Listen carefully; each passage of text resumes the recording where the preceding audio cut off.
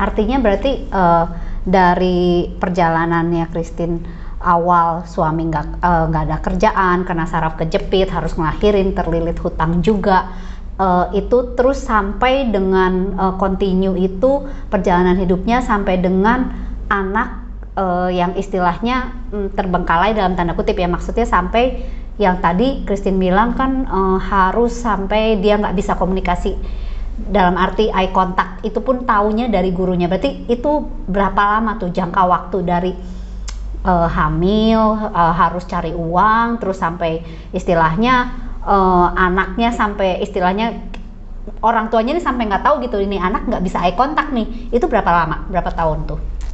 Kalau anak pertama nggak bisa eye contact 1 tahun, 3 tahun. Setelah anak yang pertama 3 tahun, terus barulah kejadian suami kan kena saraf kejepit gitu, dan di situ itu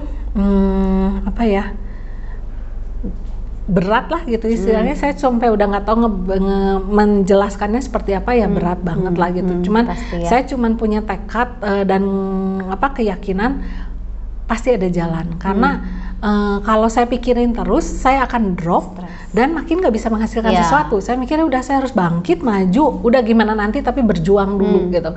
Dan menguatkan suami untuk tetap saya nggak mau berpikir ini jadi anak, kan kadang-kadang ada yang merasa oh ini anak bawa situasi yang nggak buruk, yang buruk nggak. Buat saya ini tetap berkat, dan ternyata apa yang keyakinan saya dulu kan sekarang saya bisa yakini itu benar-benar anak bawa berkat. Dan yang luar biasanya tuh selalu ada jalan selalu ada jalan.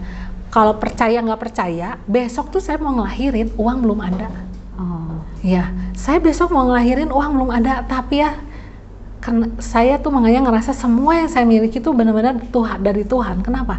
Saya ngeliat banget itu tuh tangan Tuhan banget. Bayangin besok ngelahirin uang nggak ada dan saya nggak boleh stres. Ini berarti ngelahirin anak yang kedua? Yang kedua, ya. Dan itu kan menjelang saya mulai mau kenal AFC ya, tapi itu masih jauh sih. Anak saya lahir Januari, saya kenal AFC kan November ya. Nah, jadi ketika saya mau ngelahirin, besok ngelahirin uang nggak ada. Dan sebelum ngelahirin tuh ada bermasalah gitu. Ternyata detak jantung mungkin alam bawah sadar saya stres berat. Jadi kena efek harus opname. Bayangin uang buat ngelahirin aja nggak ada, tapi tiba-tiba harus opname. Rasanya tuh bertubi-tubi kan. Tapi untungnya ya hari itu saya kayaknya pakai kacamata kuda aja. Pokoknya kesusahan hari ini cukup untuk hari ini, besok ya udah. Dan saya yakin akan ada favor dan semuanya untuk saya jalani day by day gitu. Akhirnya sampai anak lahir. Terus saya ingat banget itu kejadian begitu anak saya lahir, semua ternyata bukan lebih baik, lebih buruk lagi. Karena apa? Waktu saya kalau lagi hamil, saya masih bisa fokus ngerjain sesuatu. Begitu lahir kan all the time gitu, saya harus ngurus anak, nyusuin dan lain-lain. Tanpa saya punya pengasuh, ngurus sendiri, nyari uang, udah luar biasa lah itu. Setelah itu ternyata suami sempat kambuh lagi karena itu masanya udah resign terus kambuh, saya harus ngurus anak, ngurus ini dan semuanya. Suatu saat suami saya dapat kerjaan, tapi ternyata perusahaannya tutup.